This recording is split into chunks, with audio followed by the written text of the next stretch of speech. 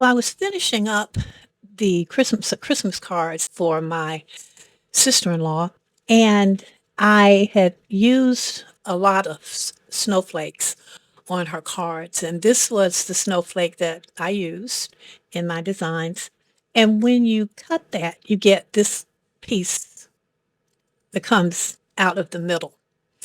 And I've been saving them up, and I was trying to figure out, well, what can I do to utilize these because I'm trying not to throw anything away. I was on YouTube looking around for some ideas, and I came across Ciara T's Designs. She does alcohol ink, and I love alcohol ink. I love playing with it. And so she has a 12 Days of Christmas series that she's running, and she's using mostly snowflakes. So I had been following that, but I hadn't really done any of the designs. But on this particular day, I think it was day 10. It's either day 9 or day 10. But she was using the alcohol panels and a snowflake on the card.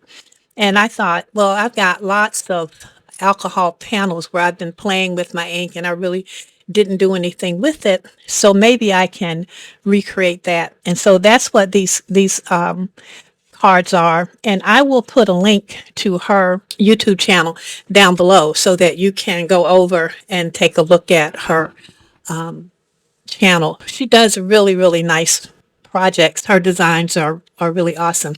And this was a great way for me to use these leftovers. And so if you don't do alcohol inks, you can do this with distress inks, or I'm sure you could do it with anything, watercolors, whatever. I just happen to like playing around with the alcohol inks, but it's very simple to put these together. So all I did was to cut my panels down, and she gives you the dimensions on her during her tutorial, but the silver backing here is 4 1/4 by 2 1/4, and then the alcohol panels are 2 by 4. The card base, this is just a A2 card size. It's 5 1/2, and I scored it at 4 1/4. So, it's A2, but turned that way. I've put a little foam tape on the back of my cards, and I'm adding a little glue to give me some oops time. And then I'm just positioning these about 1/4 of an inch from the side and the top. For my sentiments, she was using a Simon Says sentiment set, but I looked at it and it was $59. I can't do that. I can't. It's a die and stamp set, and you get a lot of stamps and a lot of dies, so I'm sure the set is worth it, but that's really out of my uh, price range. I don't celebrate Christmas, and I only do Christmas cards for my sister-in-law. I can't see myself investing, $60 in a stamp and die set that I'm only going to use once a year. In my stash, I have a lot of Christmas sentiments and things that I've used from years past. And I chose this particular set because the sentiments are long enough that it won't mess up the cohesiveness of the design. So if I had a little short logo on here, it wouldn't work because the eye is already going in this direction, and we want to keep it going that way. So these are just some little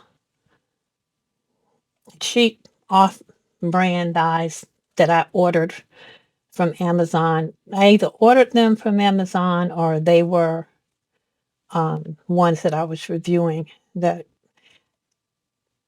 I can't remember because I get stamps and dies as promotional. So I don't know if these were promotional or if I ordered them. But anyway, at any rate, they work. And then you just center them. And I usually use my acetate sheet to make sure that I have my sentiment exactly where I want it. So for these sentiments, I'm going to clear emboss this. So here's my anti-static bag before I stamp. These cards, and especially if you already have panels done or if you have sheets that you have already colored. Like I went through some of my old jelly plate rub-offs and I'm like, oh, now I know how to use these. So those will work as well. But if you already have painted material that you can use for your panels, then you're halfway home. So I'm going to go ahead and emboss this and I'll be back. So now that I have this sentiment embossed, I'm just going to burnish this again and then put my little star on. And I'm just using little pop dots to attach my star. And I just choose to elevate these, but you could just glue it down flat and it will work just as well. Okay. All right. And then we'll just pop this right here in the corner. So there you have it. Then these are super nice. I like for my cards to have continuity of design. So I'll have to go through and see, like Merry Christmas is going to be very easy to decide what sentiment I use on the inside to go with that. Happy Holidays. Up on the rooftop, I may have a Santa sentiment that will work. I was looking through my sentiments to see which sentiment would go with my up on the rooftop. On the inside, it'll say to wish you Merry Christmas.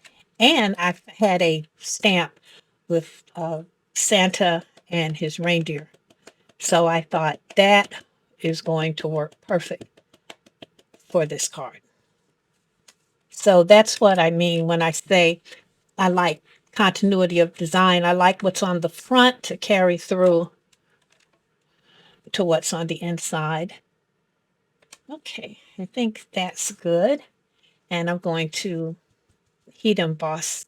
If you're new to paper crafting, using the clear embossing powder over your sentiment, it gives it, it sort of raises it up. It gives it texture and it makes it shine.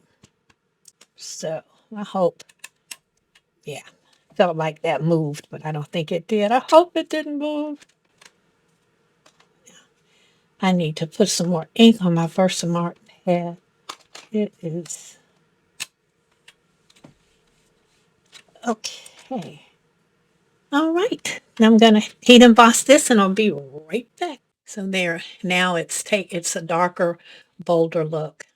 So if you have any scraps around of paper and you're trying to figure out how to use your scraps, this is a good idea. You can go over to Ciara T Designs, and the link will be down below, and you can follow her tutorial.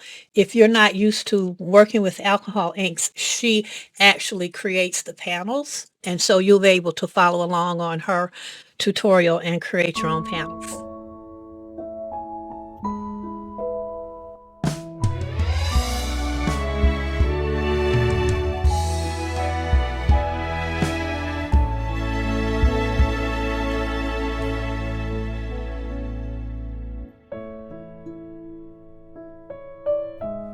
Thanks so much for stopping by. See you next time, and happy holidays.